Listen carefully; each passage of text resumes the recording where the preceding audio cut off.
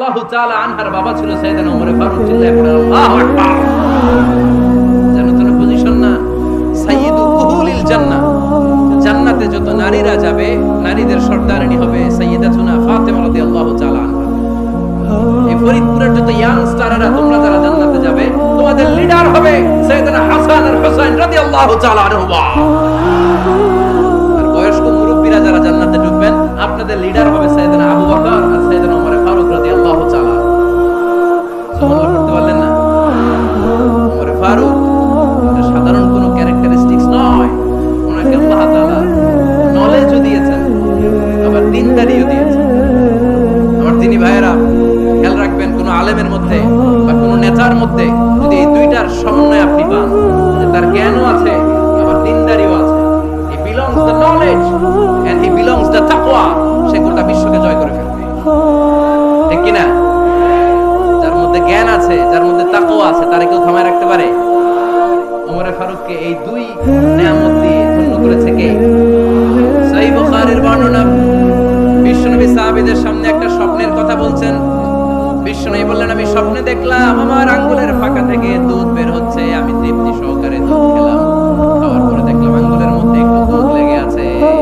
আমার আঙ্গুলে অতিরিক্ত লেগে থাকা দুধটা আমি ওমর ফারুকের মুখের মধ্যে লাগিয়ে দিলাম। সাহাবারা বললেন, ইয়া রাসূলুল্লাহ, ইয়া হাবিবাল্লাহ, মাযা আমালতা বিহি, এই স্বপ্নের আপনি কি ব্যাখ্যা করলেন? আমরা তো বুঝলাম না। বিশ্বনবী বললেন, আওয়ালতু বিহি আল ইলম, আমি দুধ দিয়ে জ্ঞানের ব্যাখ্যা করেছি, কারণ ওমরকে আল্লাহ যেই জ্ঞান দিয়েছে গোটা বিশ্বের কাউকে এত জ্ঞান দেয় না। এজন্য স্বপ্নে যদি কেউ দেখেন যে আপনি দুধ খাচ্ছেন, তার মানে আল্লাহ তাআলা আপনার জ্ঞান বাড়ায় দিবেন। ওমর ফারুককে দুধ খেয়ে অতিরিক্ত দুধের অংশটা বিশ্বনবী আবু বকর রাদিয়াল্লাহু তাআলার মুখে দেন, সাইয়েদনা উসমানের মুখে দেন নাই, আলী রাদিয়াল্লাহু তাআলার মুখে দেন নাই। স্বপ্নে ওই অতিরিক্ত লেগে থাকা দুধটা বিশ্বনবী ওমর ফারুকের ঠোঁটের মধ্যে লাগিয়ে দিয়েছে। এই হাদিস থেকে প্রমাণ হয় আল্লাহ তাআলা জ্ঞানের নিয়ামতে সাইয়েদনা ওমর ফারুককে ধন্য করেছেন। আবার বুখারীর বর্ণনা, বিশ্বনবী সাল্লাল্লাহু আলাইহি ওয়াসাল্লাম আরেকটা স্বপ্নের বর্ণনা দিচ্ছেন।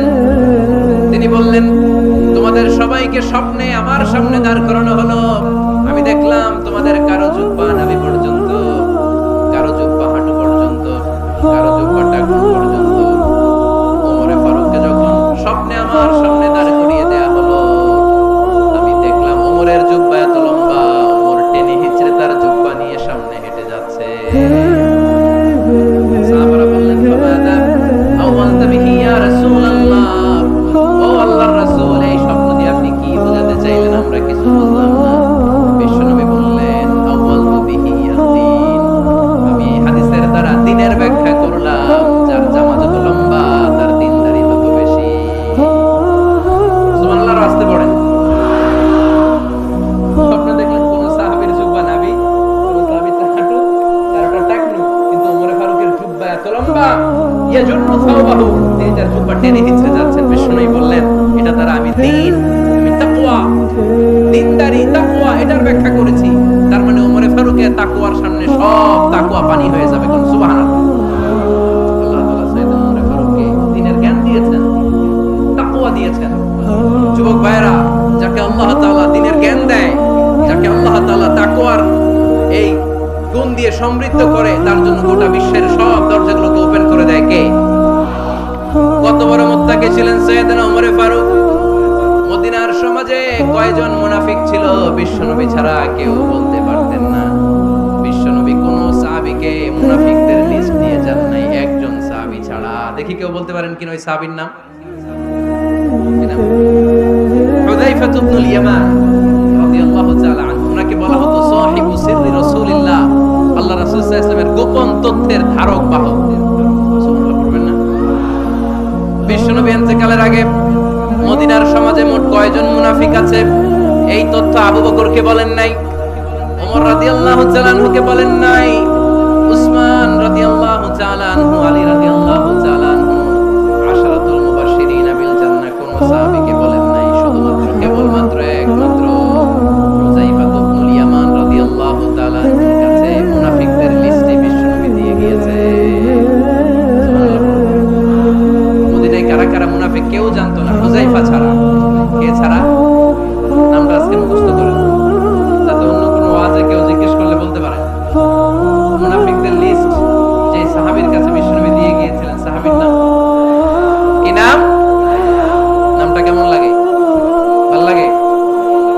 জিজ্ঞেস করে, হুজুর আমার ছেলে হবে আগামী মাসে, নাম দিয়ে দিলাম হুজাইফা। যাদের হবে ছেলে, এলাকায় যাদের নেক্সট কয়েক মাসে ছেলে হবে, খালি হুজাইফা চলবে। কি চলবে? ভালো লাগে নামটা? ভালো লাগে? রাইখেন, অনেক সুন্দর নাম।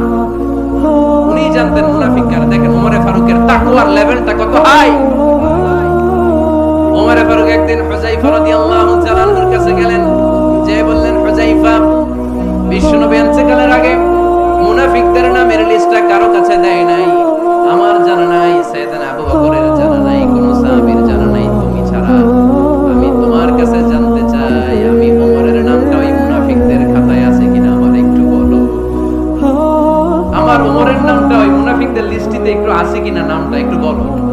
যদি থাকে আমি ভালো হয়ে যাব, আমি নেফাকি দূর করে পাক্কা মুমিন হতে চাই। আমার নাম যদি মুনাফিকের লিস্টে থাকে আমি তো শেষ।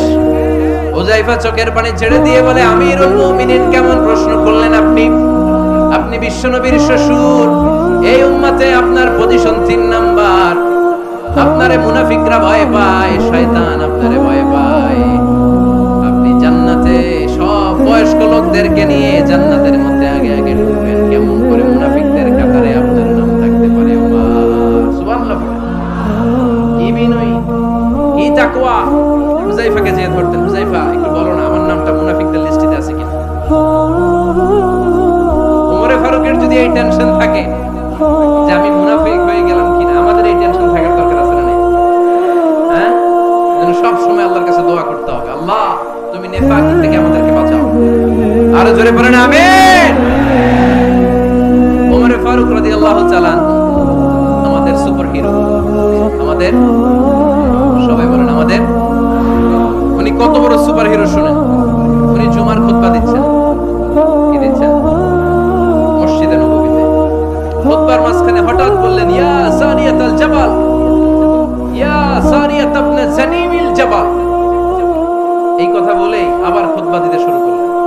ওনার এই ইয়া সারিয়াত ইবনে জানিমিল জাবালের সাথে আগের কথার কোনো মিল নাই, পরের কথার কোনো মিল নাই। জুমার নামাজের পর মুসল্লি সাহাবারা ধরলেন, বললেন, ইয়া আমিরাল মুমিনিন। খুতবার মাঝখানে হঠাৎ করে ইয়া সারিয়াত ইবনে জানিমিল জাবাল বলে আপনি চিৎকার করলেন কেন? আপনার এই বাক্যের সাথে আপনার খুতবার আগের বাক্যের কোনো মিল নাই, আপনার খুতবার পরের বাক্যের কোনো মিল নাই। এই কথা আপনি কারে বললেন, কারে উদ্দেশ্য করে বললেন? এই কথার তাৎপর্য কি আমাদেরকে বুঝিয়ে বলেন।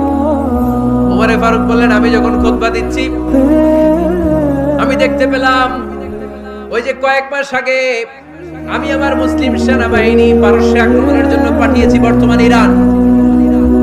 ইরানের ওই বিশাল এলাকাতে পারস্যে আমি আমার ব্যাটালিয়ন পাঠিয়েছি।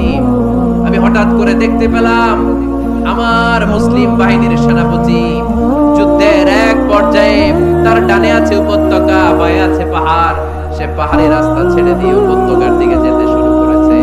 আমি দেখতে পেলাম আমার মুসলিম বাহিনী যদি উপত্যকার দিকে ছুটে বেড়ায়, কাফির মুশরিকরা আমার মুসলিম বাহিনীকে কচুকাটা করে ফেলবে। তাই আমি এখান থেকে তাদেরকে কমান্ড দিয়ে বলেছি, ইয়া সারিয়াতাল জাবাল, উপত্যকার দিকে নয় পাহাড়ের দিকে যাও, তাহলেই তোমাদের বিজয় নিশ্চিত হয়ে যাবে। উপত্যকার দিকে যেও না, ইলাল জাবাল, ইলা সারিয়াতিল জাবাল, পাহাড়ের দিকে ছোট। সাহাবারা অবাক, ঘটনা কি? উনি বসে আছেন মদিনায় মসজিদে নববীর মিম্বারে দাঁড়িয়ে, উনি যদি ইয়া সারিয়াতাল জাবাল বলে এটা কি ইরানে যাবে নাকি? তোমিয়া তখনকার সময়ে বর্তমানের মতো মোবাইল ছিল নাকি, ইন্টারনেট ছিল নাকি, কিছু ছিল? খালি মুখে আমি যদি বলি ইয়া সারিয়াতাল জাবাল, এটা ইরানে যাবে, ইন্ডিয়া যাবে, ঢাকায় তো যাবে, ফরিদপুর শহরেই তো বসবে না, ঠিক কিনা? কিন্তু এটা আমিরুল মুমিনিন বিশ্বাসী সাহাবারা বিশ্বাস করে নিল। কিছু মুনাফিক ছিল, এরা কয় না, এটা তো সম্ভব না। এক কাজ করি, এই সেনাপতি যখন বিজয়ী বেশে মদিনায় ফিরে আসবে আর আমরা ধরব। এরা দিন গুনতে লাগলো, এই সেনাপতি মুসলিম বাহিনী নিয়ে পারস্য জয় করে কবে ফিরে আসবে। এই মুনাফিকের দলগুলো কখনো সেনাবাহিনীকে অভ্যর্থনা জানাতে যেত না, কিন্তু এইবার সবার আগে মদিনার উপকণ্ঠে যে সেনাপতিদেরকে অভ্যর্থনা জানানোর জন্য ফুল নিয়ে রেডি, ফুল নিয়ে দাঁড়ায়। সেনাপতি ঢুকার সাথে সাথে ধরছে, এই সেনাপতি কোত্থেকে আসছে? কই পারস্য জয় করে আসছে। কই এমন এমন দিন, জুমার দিন দুপুর বেলা যুদ্ধের মাঝখানে আমিরুল মুমিনিনের কণ্ঠে কোন কথাবার্তা শুনছো নাকি? সেনাপতি অবাক, কই তোমরা জানলা কেমনে? শুনছি তো। সুবহানাল্লাহ পড়বেন না? আমরা যুদ্ধে একটা ভয়ঙ্কর অবস্থার মধ্যে ছিলাম, পেছন থেকে শত্রু আমাদেরকে আক্রমণ করতে শুরু করে দিল। ডানে যাব না বায়ে যাব, সামনে যাব নাকি পেছনে যাব, রাস্তা খুঁজে পাচ্ছি না। ডান দিকে ছিল আমাদের উপত্যকার রাস্তা, বাঁ দিকে ছিল পাহাড়ি পথ। আমরা সোজা পথ হবে মনে করে উপত্যকার দিকে ছুটতে আরম্ভ করলাম। হঠাৎ করে আমিরুল মুমিনিনের কণ্ঠ বজ্র কণ্ঠে আমার কানের মধ্যে ভেসে আসলো। আমার মনে হলো আমিরুল মুমিনিন কেমন যেন আমাকে কমান্ড দিচ্ছেন আর বলছেন, ইয়া সারিয়াতাল জাবাল, ডান দিকে উপত্যকার পথে নয়, তাড়াতাড়ি পাহাড়ের দিকে সৈন্যবাহিনী নিয়ে উঠে যা। পাহাড়ের দিকে ডানে না, this is wrong track and this is the right track. ওই দিন যদি ওমরে ফারুকের ওই গাইডলাইন, আমিরুল মুমিনিনের কমান্ড যদি আমি না শুনতাম, আজকে বিজয়ের বেশে ফিরতেও পারতাম না, আমাদের চেহারাও তোমরা দেখতে পেতে না। ওমরে ফারুকের ওই কমান্ড, ওই গাইডলাইন অদৃশ্য থেকে শোনার কারণে এই পারস্যের মধ্যে আমাদেরকে সেই যুদ্ধে বিজয় দান করেছে কে? দিস ইজ ওমরে ফারুক, দিস ইজ ওমরে ফারুক।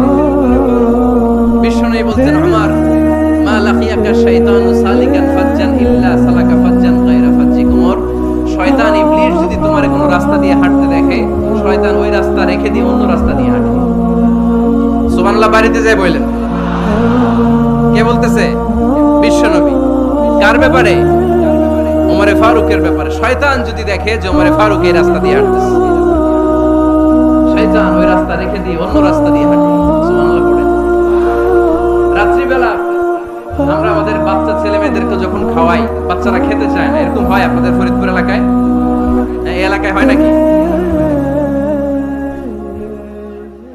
খেতে চায় না বাচ্চারা, এই চকলেট দেখায়া, এই মিনা কার্টুন দেখায়া, এইটা সেইটা, এগুলো সেগুলো বলে, গল্প টল্প বলে ভুলায়া খাওয়ানো লাগে, তাই না?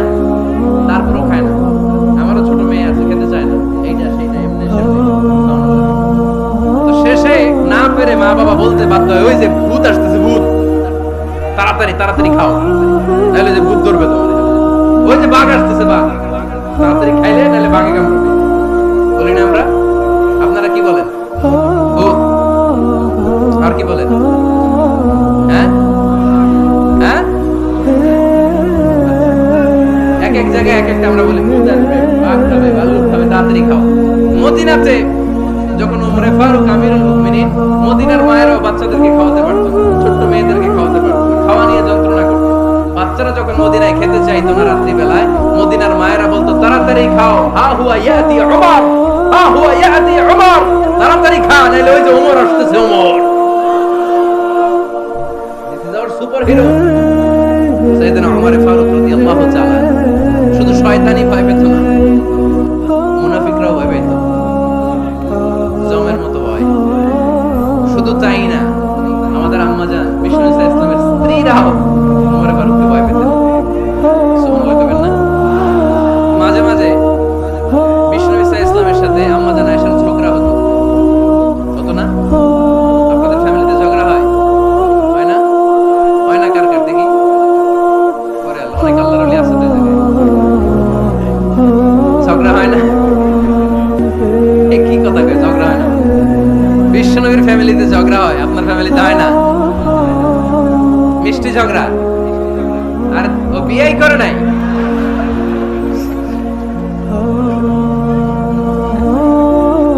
ঝগড়া তো হবেই, দাম্পত্য জীবনের মজাটাই তো এখানে। কখনো ঝগড়া, কখনো আনন্দ, একটু বৃষ্টি, একটু রোদ, একটু হাসি, একটু কান্না, ভালো লাগা, ভালোবাসা শেয়ার করে নেয়, মিলেমিশে একাকার হয়ে যায়, ঠিক কিনা? আল্লাহর হাবিব সাল্লাল্লাহু আলাইহি ওয়াসাল্লামের সাথে আম্মাজান আয়েশার ঝগড়া হতো। একদিন ঝগড়া হয়ে দুইজন রেগে আছে। খবরদার দুইজন রেগে থাকবেন না, একজন রাখলে আরেকজন থেমে যাবে, কারণ এই ছোট্ট ঝগড়া থেকে এটা অনেক সময় বিচ্ছেদের দিকে গড়ায়। আমার প্রিয় ফরিদপুরবাসী, ভাবি রেগে গেলে আপনি রাইগেন না, ওই দিন আপনি একটু ঠান্ডা থাকেন। আবার আপনি রেগে গেলে, আমার মাইকের আওয়াজ যদি ভাবিরা শুনেন, আপনারা রেগে যায় না, একটু ঠান্ডা থাকেন। দুইজনে রেগে গেলে তো তৃতীয় বিশ্বযুদ্ধ শুরু হবে। না? একজন রেগে গেলে আরেকজন ঠান্ডা। কারণ এই সামান্য ঝগড়া থেকে ইগোর কারণে এটা বিচ্ছেদ আর ডিভোর্স পর্যন্ত করায়। আর শয়তান এখানে উস্কানি দেয়। কারণ ইমানদারদের ফ্যামিলি ভাঙতে পারলে শয়তান সবচেয়ে বড় খুশি হয়। আর ইমানদারদের ফ্যামিলি টিকে থাকলে খুশি হয়ে যায় কে? আম্মা জান আয়েশা রাদিয়াল্লাহু তাআলা আনহার সাথে বিষ্ণু ইসলাম ঝগড়া হতো মাঝে মাঝে। একবার ঝগড়া হলো, বিষ্ণু ইসলাম রাগ, আম্মা জান আয়েশাও রাগ। বিষ্ণু বললেন, আয়েশা ঝগড়া করে আর কতক্ষণ থাকবো, আসো মিটমাট করি। আয়েশা রাদিয়াল্লাহু বললেন, ঠিক আছে মিটমাট করি। তো বিষ্ণু ইসলাম বললেন, মিটমাটের জন্য কারে ডাকবো? ওমরে ডাকি। কয় না, ওমরে না, ওমর গালিজ, ওমর অনেক রাগে, আমার ডর লাগে। কয় তাহলে তোমার আব্বারে ডাকি। কয় ডাকে। কি খুশি, মেয়েদের মধ্যে অবস্থা আছে না নাই? তাহলে তোমার আব্বারে ডাকি। ডাকেন। ডেকে নিয়ে আসা হলো। আবু বকর রাদিয়াল্লাহু তাআলা আনহু দাঁড়ালেন, আম্মা জান আয়েশা দাঁড়ালেন, বিশ্বনবীও দাঁড়ালেন। বিশ্বনবী বললেন, আয়েশা তোমার আব্বা আসছে, এবার ঘটনা খুলে বলার পালা। তুমি বলবা নাকি আমি বলবো? আম্মা জান আয়েশা বললেন, আপনি বলেন। তবে ওয়ালা তাকুল ইল্লা হাক্কান, যেটা ঘটছে ওইটাই বললেন, মিথ্যা কথা কইেন না। আবু বকর রাদিয়াল্লাহু তাআলা রেগে মেগে আগুন। কি এই কথা তুমি কেমন করে বলো? বিশ্বনবীকে মিথ্যা কথা কখনো বলবে? রেগে মেগে দিলেন মেয়ের গালে এক চড়। পানি বলতেছি না, মুসনাদ আহমদ ইবনে হাম্বলের হাদিস। বাবার হাতের থাপ্পড়কে আম্মা জান আয়েশা উল্টে বললেন। সাইয়েদনা আবু বকর রাগে গড়গড় করছেন, আবার মারার জন্য তেড়ে গেলেন। এবার বাঁচার জন্য আম্মা জান আয়েশা বিশ্বনবীর পিছনে যে আশ্রয় নিলেন, বিশ্বনবী বাঁচানোর জন্য দুই হাত মিলে দাঁড়িয়ে গেলেন। পড়েন সুবহানাল্লাহ। বিশ্বনবী যখন দুই হাত মেলে দাঁড়িয়ে গেলেন, সাইয়েদনা আবু বকর রাদিয়াল্লাহু আনহু থেমে গেলেন। সাইয়েদনা আবু বকর রাদিয়াল্লাহু তাআলা ঘর থেকে বের হয়ে বারান্দায় দাঁড়ালেন। পড়েন সুবহানাল্লাহ। এবার বিশ্বনবী আম্মা জান আয়েশার কাছে যেয়ে বলেন, ইয়া আয়েশা, কাইফা রাআইতিনি আনফাসতুকি মিনার রাজুল, দেখছো কেমনে বাঁচাইলাম? আমি না থাকলে ভর্তা বানাই ফেলতো আজকে। আমি বাঁচাইছি তোমারে, আমি আমার লগে ঝগড়া করো তুমি? লজ্জায় পড়ে আম্মা জান আয়েশা খিলখিল করে হেসে দিলেন, বিশ্বনবীও হেসে দিলেন। দুইজনের হাসির মধুর আওয়াজ শুনে সাইয়েদনা আবু বকর বাইরে থেকে, ও কিরে এতক্ষণ না ঝড়, তোমার এখন দেখি হাসি। সালাম দিয়ে অনুমতি নিয়ে ভিতরে ঢুকলেন। ঢুকে দেখেন আম্মা জান আয়েশাও হাসে, বিশ্বনবীও হাসে। এই হাসি দেখে আবু বকর রাদিয়াল্লাহু আনহু হেসে দিলেন, আরশের উপর থেকে খুশি হয়ে গেলেন। কে? এবার সাইয়েদনা আবু বকর রাদিয়াল্লাহু তাআলা বললেন, ইয়া রাসূলুল্লাহ আশরিকানি ফি সিলমিকুমা কামা আশরাকতুমানি ফি হারবিকুমা। ও নবী, যুদ্ধ লাগলে, দুইজন যুদ্ধ লাগলে মীমাংসার জন্য যেমনি আমারে ডাকেন, এরকম হাসি আর আনন্দের মুহূর্ত আমারে একটু ডাকেন। আশরিকানি ফি সিলমিকুমা কামা আশরাকতুমানি ফি হারবিকুমা। নবী, আপনাদের মধ্যে ঝগড়া লাগলে সন্ধি করার জন্য আমারে যেমনি ডাকেন, আপনাদের হাসি খুশি আনন্দ খুনসুটি এই মজাদার মুহূর্তগুলোতে আমারে বঞ্চিত রাখেন না, আমার একটু ডাকেন। সুবহানাল্লাহ পড়েন। এই মুসনাদ আহমদ ইবনে হাম্বলের হাদিস শোনার উদ্দেশ্য হচ্ছে, বিশ্বনবী প্রথমে ওমরে ফারুকের নাম বলেছিলেন। সাইয়েদনা আয়েশা বলে, না আমি ডরাই। হাইবা, দিস ইজ কল্ড হাইবাতু উমর। একবার বিশ্বনবীর সব বিবিরা ধরলেন, ও নবী আমাদেরকে এটা দেন, ওইটা দেন, ঘরে এটা নাই, ওইটা নাই, ওইটা নাই। বিশ্বনবীকে, আমার কাছে কিছু নাই, যদি এমনি আমার বউ হয়ে থাকতে চাও থাকো, তাহলে যা না হলে যা লাগবে কিনে দেবো, সাথে সাথে তালাকও দিয়ে দিব। কিছু দিতে পারবো না, আমার নাই তো, সামর্থ্য নাই। কিন্তু বিবিরাও ছাড়া না, এটা দেন, ওইটা দেন। বিশ্বনবী রহমতের নবী, বিবিদেরকে বুঝাতেও পারেন। বিবিরা আবদার করতেছে, নবী এটা লাগবে, ওইটা লাগবে। ইন দ্য মিড টাইম বিশ্বনবী একজনের সালাম শুনতে পেলেন। কে যেন দরজায় দাঁড়িয়ে বলতেছে, আসসালামু আলাইকুম। বিশ্বনবী দরজার দিকে তাকালেন, তাকিয়ে বললেন, ওয়া আলাইকুমুস সালাম। আর বুঝতে পারলেন এটা আমার ওমরের সালাম। সালাম দেওয়ার পরে বিবিদের দিকে তাকায় দেখে একজন বিবিও নাই, সব অন্দরমহলের ভিতরে দৌড়। সুবহানাল্লাহ পড়তে পারলেন না? This is hour super hero Omar. এরকম ওমর একটা লাগবে, চিল্লায় বলেন কয়টা? একটা ওমর গোটা বিশ্বকে সোজা করে দিবে। একটা ওমর সবল আর দুর্বলের সব পার্থক্য দূর করে দিবে। মাজলুমের উপর জালিমের অত্যাচারের অবসান ঘটায় দিবে। গোটা বিশ্বটাকে সাম্য, মৈত্রী, ভালোবাসার ইনসাফ দিয়ে পরিপূর্ণ করে দিবে। সেই ওমরের অপেক্ষায় নিজের ছেলেকে ৮০টা বেত মেরেছেন। কয়টা? ৮০টা বেত মেরেছেন। এই ব্যাপারে অনেকগুলো বর্ণনা পাওয়া যায়। সবচেয়ে সহিহ বর্ণনা হচ্ছে মুয়াত্তা ইমাম মালিকের বর্ণনা। রাদিয়াল্লাহু তাআলা আনহুর ছেলে আব্দুর রহমান মারুফুন বিআবি শাহমা ছিলেন মিশরে, ওখানে নাবিজ খেয়েছিলেন। নাবিজ হচ্ছে আরব দেশের লোকেরা দুধের মধ্যে শক্ত খুরমা রাত্রে বেলা ঢেলে দিত, ঢেলে দিলে সারা রাত ওই খুরমার রসটা দুধের সাথে মিশে দুধটা লাল হয়ে যেত। এটারে সকালবেলা খেত, খুব সুস্বাদু, এটাকে বলে নাবিজ। কিন্তু এটা রাতে ভিজাইলে সকালেই খাইতে হয়, রেখে দিলে আবার একটু সমস্যা হয়, এটা অনেকটা তারির মতো হয়ে যায়, মাতলামি চলে আসে। তো ওমরে ফারুকের ছেলে নাবিজ খেয়েছেন, মদ খাননি, নাবিজ। কিন্তু নাবিজ খাওয়াতে সাকরান চলে এসেছে। সাকরান চলে আসাতে এটা যখন প্রমাণিত হয়েছে, আমর ইবনে আস রাদিয়াল্লাহু তাআলা ওনাকে 80 বেত মেরেছেন মিশরে। কয় বেত? নিয়ম হচ্ছে সবার সামনে, কিন্তু সবার সামনে না মেরে একটু গোপনে মেরেছে। এই তথ্য যখন ওমরে ফারুকের কাছে এসেছে, উনি বললেন না, মারতে হবে সবার সামনে, আলাদা মারলা কেন? ও মদিনায় ফিরে আসলে আমি আবার 80টা মারব। মদিনায় ফিরে আসার পরে সাইয়েদনা ওমরে ফারুক ওই আগের 80টারে আর ধরেন নাই, নিজ হাতে আবার 80টা বেত মেরেছে। এই বেত মারার 1 মাস পরে এই আবু শাহমা ইন্তেকাল করেছে। অনেক ঐতিহাসিক বলে এই বেতের আঘাতে মরেছে, কেউ কেউ বলেছে নিজের রোগের কারণে মরেছে। কিন্তু দিস ইজ দ্য ইনসাফ সিস্টেম অফ উমর। নিজের ছেলে বলে ছেড়ে দেয় নাই, এখন নিজের ছেলে হইলে 7 গুণ মাফ, নেতার ছেলে হইলে 10 গুণ মাফ, এলাকার মোড়লের ছেলে হইলে 10 গুণ মাফ। ইসলামে পার্সিয়ালিটি নাই। আপনি নেতার ছেলে হন, বিজনেস ম্যাগনেটের ছেলে হন, আপনি যেই হন না কেন, ইসলামের দৃষ্টিতে সবাই সমান। চিল্লায় বলেন ঠিক কি না? মাখজুমিয়া গোত্রের এক নারী চুরিতে ধরা পড়ল। সাহাবারা বললেন, নবী, মদিনার সবচেয়ে ভেরি প্রেস্টিজিয়াস এন্ড ডিগনিফাইড ফ্যামিলির মেয়ে, আপনি হাত কাটে দাও। ইসলামের নিয়ম চুরি করলে কি কেটে দাও? বিষ্ণু বললেন, বলো কি? হাত না কাটার জন্য তোমরা আমাকে রেকমেন্ড করছো?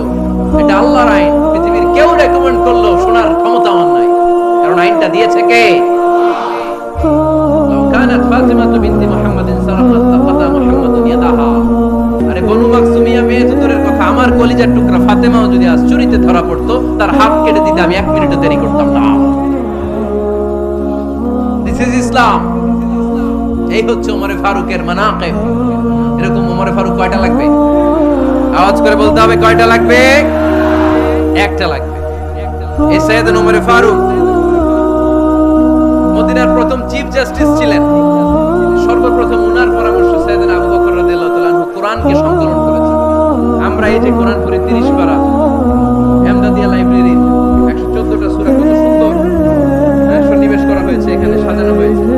আল্লাহর হাবিব সাল্লাল্লাহু আলাইহি ওয়াসাল্লামের সময় কি এরকম কোরআন ছিল নাকি? ছিল? খেজুর পাতার মধ্যে, গাছের বাকলের মধ্যে, ওটের বড় হাড্ডির মধ্যে আর পাথরের মধ্যে খোদাই করা কোরআন ছিল।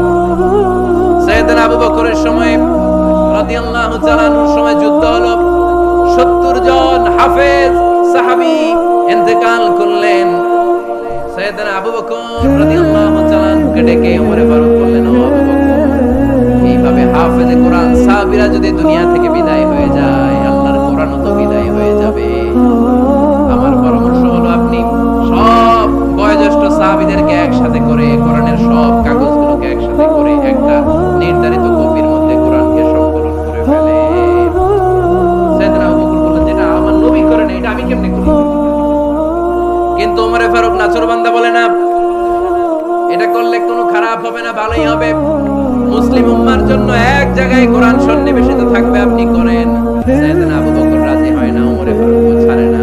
ওমরে ফারুক বলতে বলতে বলতে বলতে এমন ভাবে সাইয়েদনা আবু বকর রাদিয়াল্লাহু তাআলা আনহুকে ধরলেন, সব শেষে সাইয়েদনা আবু বকর ওমরে ফারুকের কথায় কোরআন সংকলনে রাজি হয়ে গেলেন। পড়েন সুবহানাল্লাহ। উনি বললেন, ওমর যখন আমাকে বারবার বোঝাতে লাগলো, আল্লাহ তাআলা আমার হৃদয়টা ওমরের কথা শোনার জন্য খুলে দিলেন। আল্লাহ তাআলা কেমন যেন আমাকে ইলহাম করলেন, আবু বকর করো, এই কাজের মধ্য দিয়ে আমি আমার কোরআনকে গোটা বিশ্বে জীবিত রেখে দেব। This is Umar. এই যে আমরা হিজরি সনের যে আমরা গণনা করি, এই হিজরি সনের প্রবর্তক হচ্ছে সাইয়েদনা ওমরে ফারুক। সুবহানাল্লাহ। নাই? আপনাদের মনোযোগ আছে না গেছে? কই ঘুমায় গেলেন মনে হয়? তাকবীর দেন তো একজন আওয়াজ করে।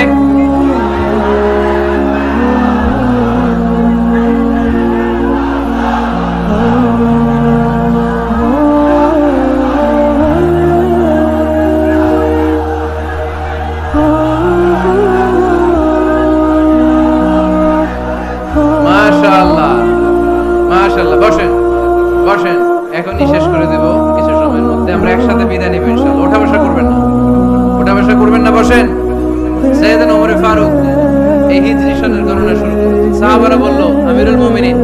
খ্রিস্টানদের ঈসাই সন আছে, আমাদের মুসলমানদের কোনো সন নাই। আমাদের একটা সন থাকলে আমাদের জিজিয়া নিতে, আমাদের যাকাতের টাকা উত্তোলন করতে অনেক সুবিধা হবে। ওমর ফারুক বললেন, তাহলে কোন সালকে হিজরি, কোন সালকে মুসলিম সাল হিসেবে আমরা ঘোষণা দিতে পারি? একজন বলল, আমার নবী যেই সালে জন্মগ্রহণ করেছেন ওই সালে। ওমর ফারুক বললেন, না, আমার নবীর জন্ম আমাদের জন্য খুশির দিন, কিন্তু এটা আমাদের জন্য প্রেরণা নয়। প্রেরণা নবীর কাজে, ঠিক কিনা? আরো কিছু সাহাবারা বলল, তাহলে যেই সালে আমার নবী ইন্তেকাল করেছে ওইটারে প্রথম সাল ধরেন। ওমর ফারুক বললেন, না, যেদিন তিনি ইন্তেকাল করেছেন এটা আমাদের দুঃখের দিন, এটা আমাদের প্রেরণা নয়। আমাদের প্রেরণা হচ্ছে বিশ্বনবীর ত্যাগ, তিতিক্ষা আর কাজের মধ্য দিয়ে। জোরে কোন ঠিক কিনা?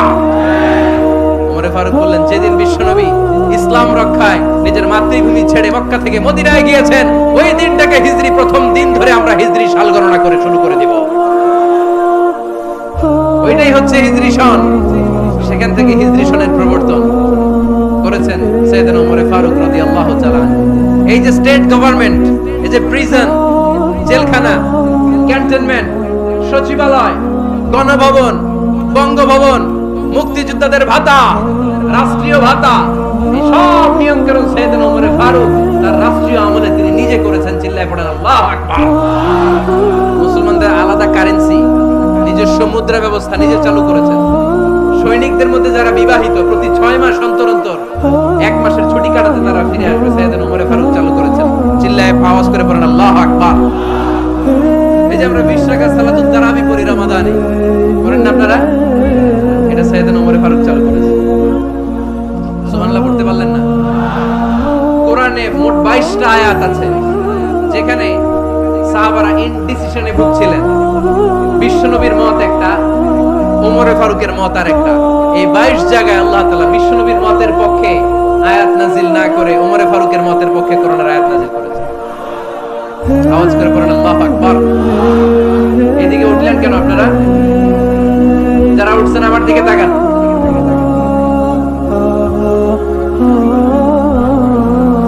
কিছু ভিতরে ঢুকতেছে, কিছু বাইরে দিতেছে না?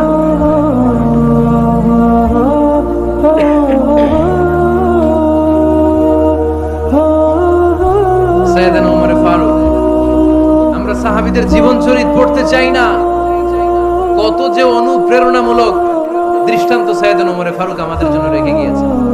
ওমর ফারুক যখন খলিফা, দিনের বেলায় যদি রাষ্ট্রে কোনো নিয়ম জারি করতেন, দিনের বেলায় জনগণকে কোনো বিষয়ে যদি নিষেধ করতেন, রাত্রে বেলায় খাওয়ার সময় ফ্যামিলি মেম্বারদের সবাইকে বলতেন, এই দিনের বেলা আমি জনগণকে এই কাজ করতে নিষেধ করেছি, তোমরা আমার ফ্যামিলি মেম্বার, খবরদার তোমরা এই কাজ করো না।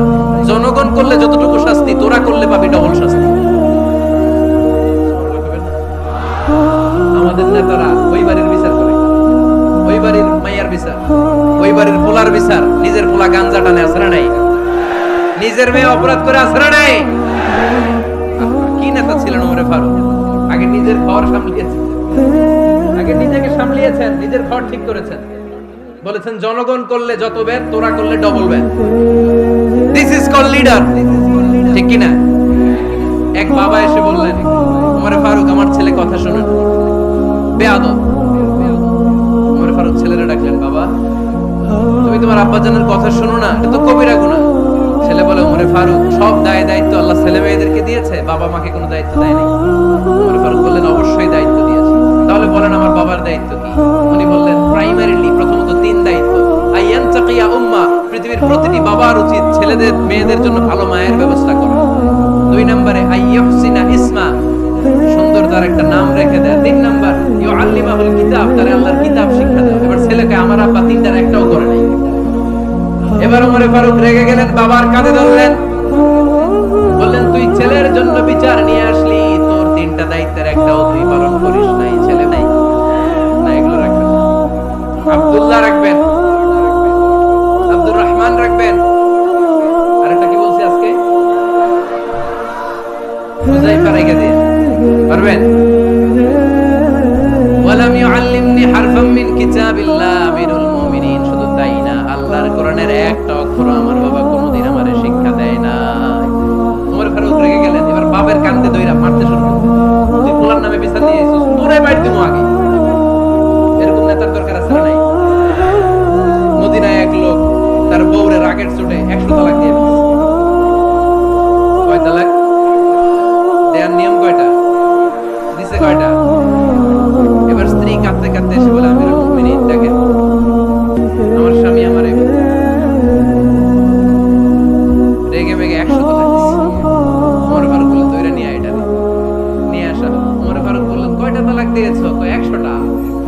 দিছো, কয় মাথা গরম আছে। এরকম আছে না? তালাক দেওয়ার সময় সব তালাক, তুই তালাক, তোর মা তালাক, তোর বোন তালাক, সব তালাক। তালাক দিবে ওয়াইফ রে, দিতেছে সবাই রে। তোমারে ফারুক বললেন দিবে 3টা, 100টা দিলা কেন? কয় মেজাজ গরম ছিল। কয় দাঁড়া, তালাক মিন শাআইরিল্লাহ, তালাক হচ্ছে আল্লাহর দেয়া বিধানের একটা নিদর্শন। এটা নিয়ে তুই খামখেয়ালি করলি, আমার রায় শোন। আমার রায় হচ্ছে 3 তালাকে তোর বউ তালাক, বাকি 97 তালাক তোর পিঠের উপরে পড়বে। এরকম বিচারের দরকার আছে না নাই? এরকম দৃষ্টান্তমূলক বিচার যদি বাংলার জমিনে দেয়া হতো, আর কোন নারী ধর্ষিতা হতো, আর কোন নারীকে অ্যাসিড মারা হতো, আর কোন নারী যৌতুকের জন্য কান্না করত, একটা আমল লাগবে, বেশি না। কয়টা লাগবে? তিনি গভর্নর সিস্টেম চালু করেছেন, governor system, Islamic state. Bahrain, ইয়ামান, মিসর, কুফা, বসরা, মক্কা, মদিনা, এই 7 জায়গায় 7 জন গভর্নর পাঠিয়েছেন। তাদের থেকে তথ্য নিতেন। এই গভর্নর সিস্টেম উনি বানিয়েছেন। সাইয়েদনা আমর ইবনে আল-আস রাদিয়াল্লাহু তাআলা আনহুকে পাঠিয়েছেন মিশরে। মিশরে একটা দৌড় প্রতিযোগিতা হতো। ওই দৌড় প্রতিযোগিতায় আমর ইবনে আল-আস রাদিয়াল্লাহু তাআলা আনহুর ছেলে অংশগ্রহণ করেছে, কিন্তু এক মিশরি ওই দৌড় প্রতিযোগিতায় চ্যাম্পিয়ন হয়ে গেছে, রানার্স আপ হয়েছে আমর ইবনে আল-আসের ছেলে। এবার মিশরি ফার্স্ট আর গভর্নরের ছেলে সেকেন্ড। রাগের চোটে আমর ইবনে আল-আসের ছেলে ওই মিশরির মাথার মধ্যে কয়েকটা বাড়ি মেরেছে। মিশরি বলে, আমার মাল্লা কেন? তুমি খেলাই পারো না, আমার মাল্লা কেন? ভাই আনা ইবনুল আকরামিন, আমি গভর্নরের পোলা, আমি যা বলবো এটাই হবে, আমার উপরে কথা নাই। মিশরি ওইখানে আর ঝগড়া বাঁধায় নাই, মনে দুঃখ নিয়ে মদিনায় চলে আসলেন। এসে বললেন, আমিরুল মুমিনিন, আপনি আমর ইবনে আল-আস রাদিয়াল্লাহু তাআলা আনহুকে মিশরের গভর্নর বানিয়ে পাঠিয়েছেন। একটা প্রতিযোগিতায় আমি চ্যাম্পিয়ন হয়েছি, ওনার ছেলে হয়েছে রানার আপ। কেন সে চ্যাম্পিয়ন হতে পারে নাই? এই কারণে আমার মাথায় লাঠি দিয়ে 3টা বাড়ি মেরে বিচারটা দিতে কার দরবারে? কথা বুঝেন নাই বোধহয়? ওমর ফারুকের দরবার। ওমর ফারুক বললেন, তাই আগামী বছরের অমুক তারিখ আমি সব গভর্নরদেরকে ডেকে হিসাব নিতে, ওই দিন তুই থাকবি, পারবি না? মিশরে বলে, পারবো মানে অবশ্যই পারবো।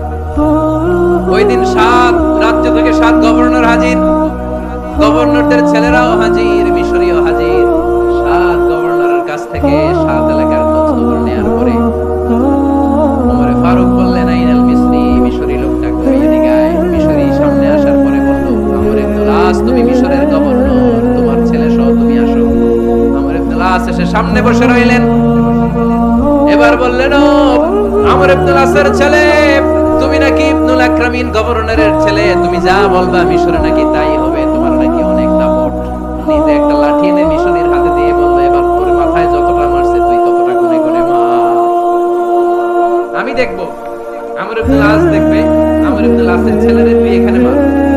সে বলতেছে, থাক, আপনি বলছেন এতেই যথেষ্ট, মারা লাগবে না, আমি মাফ করে দিলাম। ওমর ফারুক বলল, খবরদার, মার, মার ওর মাথার মধ্যে।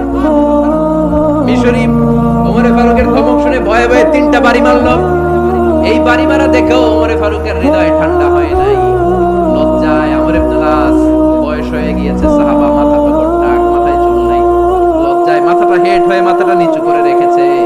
এবার রাগের চোটে ওমর ফারুক বললেন, এবার আমর ইবনে আল-আসের টাক মাথার মধ্যে একটা মার। কেন ছেলেকে শিক্ষা দিতে পারে নাই? ইয়া আমর ইবনে আল-আস, মাতা জাআলতুমুন নাস আবিদা, তোমরা কখন মিশরীদেরকে নিজেদের দাস বানায় নিলা? ওয়াকাদ ওয়ালাদাতুহুম উম্মুহুম আহরারা, আর ওদের মায়েরা তো ওদেরকে স্বাধীন সন্তান হিসেবে প্রসব করেছে। মানুষদের উপর ক্ষমতাগিরি করার জন্য গভর্নর পাঠাই নাই। খবরদার, জনগণ, তাদেরকে দেখভাল করার জন্য তোমাদেরকে পাঠানো হয়েছে, তাদের উপর কোনো অত্যাচার করার জন্য নয়। চিল্লায় বলেন ঠিক কি না? এরকম নেতা কয়টা লাগবে? কয়টা? ওই নেতার নাম কি? 22 জায়গায় বিশ্বনবী কয় একটা, ওমরে ফারুক বলে আরেকটা। আল্লাহ বলে, বিশ্বনবী, আপনার পক্ষে আমি আয়াত নাযিল করতে পারলাম না, আমি ওমরের পক্ষে নাযিল করে দিলাম। বিশ্বনবী বলতেন, ইন্না লিকুল্লি উম্মাতিন মুহাদ্দাস, সব উম্মতের মধ্যে, সব নবীদের উম্মতের মধ্য থেকে একজন করে আল্লাহ তাকে মুহাদ্দিস বানাতো। মুহাদ্দিস না মুহাদ্দাস। মুহাদ্দাস মানে এমন লোক যিনি যা যা ভাবতো ওই ভাবনাটাই আল্লাহ আয়াত হিসেবে নাযিল করে দিলেন। বিষ্ণু বলেন আমার উম্মতের মধ্যে মুহাদ্দাস হচ্ছে সাইয়েদনা ওমর। মদিনার সবচেয়ে বড় মুনাফিকের নাম আব্দুল্লাহ ইবনে উবাই ইবনে সালুল, সব মুনাফিকদের সরদার, কিন্তু এই মুনাফিকের ছেলেটা হলো পাক্কা ইমানদার। এই ছেলের নাম হলো আব্দুল্লাহ। আওয়াজ করে বলেন ছেলের নাম কি? আব্দুল্লাহ ইবনে উবাই ইবনে সালুল মুনাফিক সরদার যখন ইন্তেকাল করলো, সাইয়েদনা আব্দুল্লাহ রাদিয়াল্লাহু তাআলা আনহু বিশ্বনবীর কাছে এসে চোখের পানি ছেড়ে ডেকে বলে, নবী আপনিও জানেন আমিও জানি, মদিনার সবাই জানে আমার আব্বা মুনাফিকদের সরদার, কিন্তু আমার মন তো মানে না, আমার তো পিতা, আমার তো বাবা লাগে, আমার তো মন মানে না। আপনিও জানেন মুনাফিক, আমিও জানি মুনাফিক। নবী আপনার দরবারে কিছু আমি চাই না, আপনার গায়ের একটা জামা দেন, আপনার জামাটা পরিয়ে আমার বাবারে দাফন দিব। এর উসিলায় যদি আমার আব্বারে আল্লাহ মাফ করে দেয়, দয়ার নবী মায়ের নবী জামা খুলে দিয়ে দিলেন। পড়েন সুবহানাল্লাহ। আব্দুল্লাহ রাদিয়াল্লাহু তাআলা আবার আবদার চললেন, নবী জানি আমার বাবা মুনাফিক, কিন্তু আমার তো বাবা, আপনার দরবারে ফরিয়াদ, আপনি নিজে যে আমার বাবার জানাজার নামাজের ইমামতি করবেন। দয়ার নবী মায়ার নবী জানাজার নামাজে যেতে চাইলেন। ওমরে ফারুক বললেন, নবী না, খবরদার আপনি উবাই ইবনে সালুলের জানাজায় যাবেন না। বিশ্বনবী জোর করে যেতে চাইলেন। সাইয়েদনা ওমরে ফারুক বিশ্বনবীর জামা পেছন থেকে টেনে ধরলেন। আল্লাহু আকবার, টেনে ধরলেন, যাবেন না আপনি। ওমরে ফারুকের হাত থেকে হ্যাচকা টান মেরে জুব্বা টান দিয়ে বিশ্বনবী জানাজায় চলে গেলেন। রব্বুল আলামিন আয়াত নাযিল করলেন, ইস্তাগফির লাহুম আও লা তাস্তাগফির লাহুম ওয়া ইন তাস্তাগফির লাহুম ৭০ মাররাতান ফালা ইয়াগফিরুল্লাহু লাহুম। নবী গো, একবার নয় দুইবার নয় ৭০ বারও যদি এই মুনাফিকের জন্য আপনি ক্ষমা চান, তার জন্য ক্ষমা নাই, তার জন্য আছে জাহান্নাম।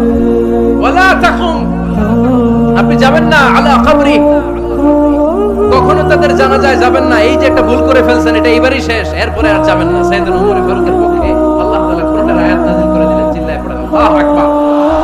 এভাবে 22টা জায়গায় ওমর ফারুক যা বলেছে, এটা নিয়ে একটা আলাদা আলোচনা হইতে হবে, আলাদা একটা আলোচনা লাগবে যে 22টা আয়াতে আল্লাহ তাআলা বিশ্বনবীর পক্ষে কোরআনের আয়াত নাযিল না করে সাইয়েদনা ওমর ফারুকের পক্ষে আয়াত নাযিল করেছেন। চিল্লায়ে পড়েন সুবহানাল্লাহ।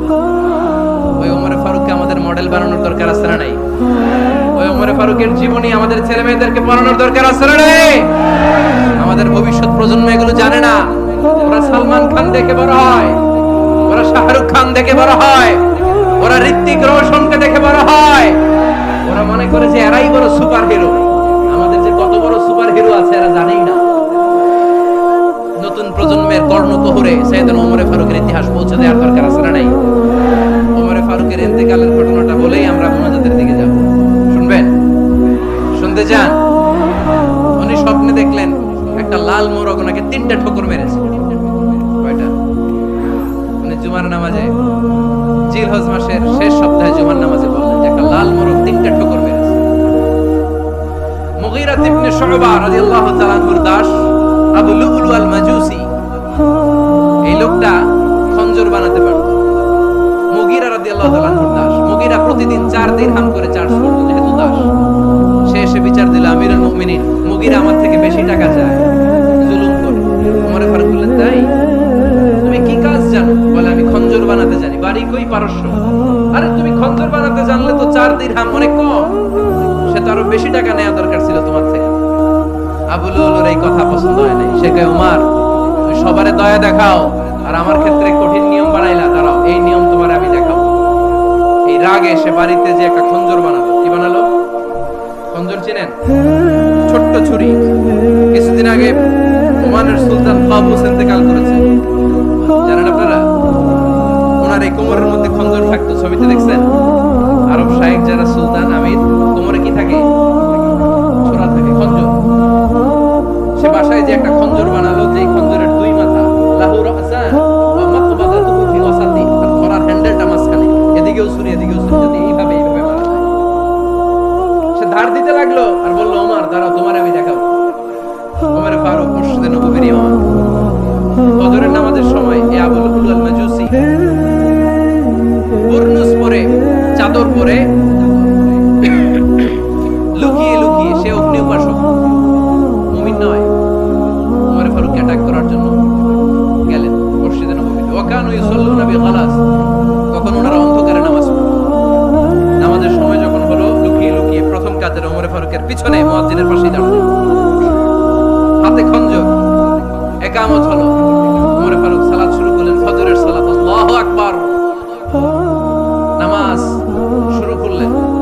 ফাতিহা বললেন, আরেকটা সূরা যখন পড়তে যাবেন, in the mean time Abu Lulu এই খঞ্জর নিয়ে ওমর ফারুকের বুকের মধ্যে 3টা স্টেবিং করলেন। একটা মারলেন নাভির নিচে, মারার সাথে সাথে পাকস্থলী কেটে গেল। আরেকটা মারলেন পাজরে, পাজর ছিঁড়ে গেল। 3টা মারার পরে ওমর ফারুক বললেন, কাতালানি আল কাল, এক কুকুর আমাকে মেরে ফেলেছে। পেছন থেকে এক সাহাবীকে টান মেরে সামনের দিকে নিয়ে গেল, তুমি নামাজের ইমামতি করো। আর ওমর ফারুককে বাকিরা ধরাধরি করে পেছনে নিতে আরম্ভ করল। আর এই আত্মাই আক্রমণ যে করেছে, সে কাতারের মাঝখান দিয়ে যেতে আরম্ভ করলো আর দুই দিকে ছুরি মারতে আরম্ভ করলো। 13 জন সাহাবীর গায়ে ছুরি মেরেছে, 7 জন সাহাবা স্পট ডেথ, জায়গায় মৃত্যু। এই ভয়ঙ্কর অবস্থা দেখে এক সাহাবী বুরনুস, এক ধরনের জুব্বা আছে মাথাওয়ালা, অনেকে জ্যাকেট পরছেন না এরকম মাথাওয়ালা, লম্বা জুব্বা আছে আর উপরে শীতে পড়ে মাথাওয়ালা, এই মাথাওয়ালা জুব্বা বের করে এক সাহাবী জালের মতো তার দিকে উড়ায় মার। ওই বুরনুসের মধ্যে পেঁচিয়ে আবু লুলু মাটিতে পড়ে গেল আর সুইসাইড করে নিজের বুকে নিজে মেরে আত্মহত্যা। যেই সাহাবীকে ইমামতির জন্য দাঁড় করালেন, উনি ছোট্ট সূরা দিয়ে প্রথম রাকাতে সূরা কাউসার, দ্বিতীয় রাকাতে সূরাতুল ইখলাস দিয়ে নামাজ শেষ। ওমর ফারুক বেহুশ। ওমর ফারুক কি? সবাই কান্নাকাটি করতেছে, সবাই দেখতে গেলেন, এখন হুঁশ ফিরে না। মুখের মধ্যে মুখ খুলে রাষ্ট্রের চিকিৎসক মুখের মধ্যে দুধ দিলেন, ওই নাভি দিয়ে দুধ বের হয়ে যায়, পাকস্থলী কেটে ওখান দিয়ে দুধ বের হয়ে যাচ্ছে। তারা বলল, ওনারে বাঁচানো সম্ভব না, দেখেন হুঁশ ফিরে কিনা। হুঁশ ফিরলে ওনার পরে কে আমির হবে, উনি যেন প্যানেল ঠিক করে দিয়ে যায়। সবাই তাকিয়েছে ওমর ফারুকের চোখের দিকে। আল্লাহর মেহেরবানিতে ঘন্টা খানিক পরে উনি চোখ খুললেন। চোখ খোলার পরেই বলেন নাই, ওমা আমি মরে যাই। চোখ খোলার পরে উনি বলেন নাই, কে মারলো আমারে। চোখ খোলার পরে উনি বলেন নাই, আমার পরে নেতা কে হবে। চোখ খোলার পরে সর্বপ্রথম কথাটি ছিল, আসল্লান নাস, আমার নেতৃত্বে যে ফজরের নামাজটা শুরু হয়েছিল, এটাকে ঠিকমতো তোরা পড়েছিলি? আমার নেতৃত্বে যে ফজরের জামাত শুরু হয়েছিল, সেটা ঠিকঠাক মতো সমাপ্ত হয়েছিল কিনা আগে বল। আসল্লান নাস, নামাজটা হয়েছে কিনা সুবহানাল্লাহ কইতে পারলেন না? This is Omar, hour super hero. নেতা অনেকগুলো লাগে না, এরকম নেতা একটাই যথেষ্ট, যে গোটা বিশ্বকে কাঁপায় দিতে পারে। চিল্লায় বলো ঠিক কিনা? আমরা চাই আমাদের ছেলেগুলো ওমর ফারুকের মতো বড় হোক।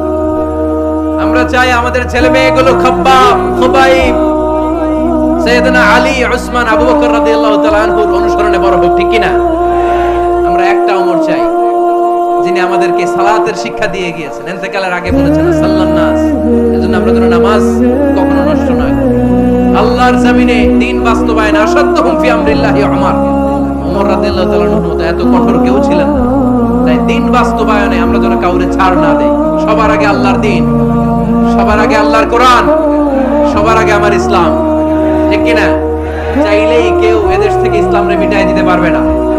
যে দেশে আল্লাহু আকবার ধ্বনির সাথে সাথে সূর্য উঠে যায়, আল্লাহু আকবার ধ্বনির সাথে সাথে সূর্য ডুবে যায়, সে দেশে আর কিছু থাকবে না, থাক আমার ইসলাম থাকবেই।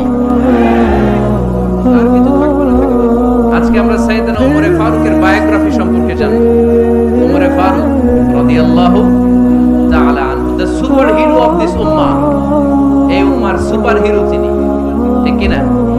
ওনার মুখের আগে লাঠি চলতো বেশি। সুবহানাল্লাহ পড়বেন না? মাঝে মাঝে লাঠি চালানোরও দরকার আছে না নাই? সাইয়েদনা ওমর ফারুক আমাদের জন্য অনুপ্রেরণা। He is the real superhero of Muslim উম্মাহ। তিনি এই উম্মার রিয়েল সুপার হিরো।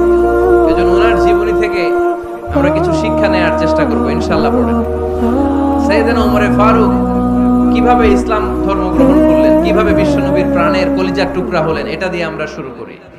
আল্লাহ তাআলা সাইয়েদনা ওমর ফারুকের হৃদয়ের মধ্যে 3টা ধাক্কা মেরেছেন, ঈমানের ধাক্কা। আওয়াজ করে বলতে হবে কয়টা? জোরে বলেন তো কয়টা? 3টা ঈমানি ধাক্কা। এক হচ্ছে বিশ্বনবীর দোয়ার ধাক্কা, এক কি? দোয়ার ধাক্কা। 2 হচ্ছে সূরা হাক্কা দিয়ে দিয়েছেন আল্লাহ এক ধাক্কা, আল্লাহ করবেন না। 3 হচ্ছে সূরাতুত তাহা দিয়ে আল্লাহ দিয়েছেন আরেকটা ধাক্কা। এই 3টা ঈমানি ধাক্কা যখন সাইয়েদনা ওমর ফারুকের হৃদয়ে লাগলো, উনি পড়তে আরম্ভ করেছেন, আশহাদু আল্লা ইলাহা ইল্লাল্লাহ ওয়া আশহাদু আন্না মুহাম্মাদান আবদুহু ওয়া রাসূলুহু। চিল্লায়ে বলেন আল্লাহু আকবার। বিশ্বনবী মক্কায় বসে বসে তাহাজ্জুদের সালাত পড়ে আল্লাহ আল্লাহর কাছে দোয়া করলেন, আল্লাহ আল্লাহুম্মা আইজ্জাল ইসলাম বিআহাব্বির রাজুলাইনি ইলাইক। ও আল্লাহ, দুইজন লোকের নাম বলবো, দুইজনের দরকার নেই, এই দুইজনের একজনকে আপনি ইসলামের সুশীতল ছায়াতলে এনে ইসলামকে বিজয় দান করে দেন। মুহূর্তের মধ্যে দোয়াটা কবুল করে নিয়েছে কে? বিশ্বনবী বললেন, আল্লাহ দুইজনের নাম বলবো আজকের দোয়ায়। আবি জাহল ইবনে হিশাম, হয়তো হিশামের বেটা আবু জাহলকে আপনি ইসলামের ভিতরে নিয়ে আসেন, কিংবা ওমর ইবনুল খাত্তাব, খাত্তাবের বেটা ওমরকে আপনি ইসলামের ছায়াতলে নিয়ে আসেন। ওমরে ফারুকের জন্য দোয়াটা কবুল করে নিয়েছে কে? মক্কার যে অবস্থা, আল্লাহর হাবিব সাল্লাল্লাহু আলাইহি ওয়াসাল্লাম বুঝলেন মক্কার এই দুইজনের একজন যদি আমার সাথে না থাকে তাহলে মক্কায় দাওয়াতি কাজ চালিয়ে যাওয়া যাবে। আল্লাহর বললেন, আল্লাহ বেশি চাই না, এই দুইজনের একজন, হয় আবু জাহেল নয় ওমর, হয় আবু জাহেল নয় ওমর। বিশ্বনবী যখন দোয়া করলেন, এই দোয়ার একটা ঈমানি ধাক্কা, নূরানি ধাক্কা সাইয়েদনা ওমর ফারুকের হৃদয়কে স্পর্শ করে ফেলল। দোয়া ইজ লাইক এ মিসাইল। এই যে আমরা দোয়া করি, এটা মিসাইলের মতো। যুদ্ধে মিসাইল হামলা করে না? মিসাইল হামলা করার পরে এই মিসাইল লক্ষ্য বস্তুতে যে ভেদ করে, ঠিক কি না? এমনি দোয়ার মতো যদি আপনি দোয়া করতে পারেন, আপনি যেই জন্য দোয়া করেছেন ঠিক ওই জায়গায় যে আপনার দোয়া স্পর্শ করে। সুবহানাল্লাহ পড়বেন না? বিশ্বনবীর দোয়ার মাধ্যমে প্রথমে সাইয়েদনা ওমর ফারুকের হৃদয়ে এক ধাক্কা লাগলো। দুই নম্বরে রব্বুল আলামিন সূরাতুল হাক্কা দিয়ে ওমর ফারুকের হৃদয়ের মধ্যে দিলেন এক ধাক্কা। পড়েন আল্লাহু আকবার। কোরআনের ভেতরে সূরাতুল হাক্কা নামে একটা সূরা আছে না নাই? আল হাক্কাতুল হাক্কা ওয়া মা আদরাকা মান হাক্কা। পড়েন আল্লাহু আকবার। বিশ্বনবী যখন দোয়া করলেন, ওই দোয়া যখন সাইয়েদনা ওমর ফারুকের হৃদয়ে স্পর্শ করলো, সাইয়েদনা ওমর ফারুক সব সময় বিশ্বনবীরে ফলো করতে আরম্ভ করলেন। বিশ্বনবী ডানে গেলে লুকিয়ে লুকিয়ে ওমর ফারুক ডানে যায়, বিশ্বনবী বায়ে গেলে লুকিয়ে লুকিয়ে ওমর ফারুক বায়ে যায়। বিশ্বনবী একবার মসজিদুল হারামে যে নামাজ পড়তে শুরু করলেন, ওমর ফারুক তখন বিশ্বনবীর পিছু পিছু ছদ্মবেশে পেছন থেকে যে বিশ্বনবী কিভাবে নামাজ পড়ে দেখতে শুরু করলেন। বিশ্বনবী ইন দা মিন টাইম সারা নামাজে আল হাক্কাতুল হাক্কা তেলাওয়াত শুরু করে দিলেন। আল হাক্কাতুল হাক্কা তেলাওয়াত শুরু করে দিলেন। তেলাওয়াত করতে করতে বিশ্বনবী যখন তেলাওয়াত করতেছে, ওমর ফারুক এরকম চলতেছে আর মজা পাচ্ছে। তুমি বিশ্বনবীর কণ্ঠ বুঝি আমার মতো কণ্ঠ, আপনার মতো কণ্ঠ, আহমদ বিন ইউসুফের কণ্ঠ, আব্দুল বাসিতের কণ্ঠ না। বিশ্বনবীর গলায় যে কি সুরের ঝংকার আল্লাহ দিয়েছেন, কি সুরের লহরী আল্লাহ দিয়েছেন, একবার যে শুনতো পাগল হয়ে যেত। আল্লাহু আকবার। বিশ্বনবী সূরা হাক্কা মন্ত্রমুগ্ধ তেলাওয়াতে, মন্ত্রমুগ্ধ সুর দিয়ে, মন্ত্রমুগ্ধ কণ্ঠ দিয়ে তেলাওয়াত করতে লাগলেন। এশার সালাতে ওমর ফারুক বলতে লাগলেন। ওমর ফারুক যত শুনেন অবাক হয়ে যায়, যত শুনেন অবাক হয়ে যায়, যতই শুনে অবাক। কিরে? কারণ তিনি আরবি ভাষা বুঝতেন। এত সুন্দর শব্দের গাঁথুনি, এত প্রাঞ্জল বর্ণনা, এত সুন্দর অন্তমিল, এটা কবিতা না হয়ে পারে।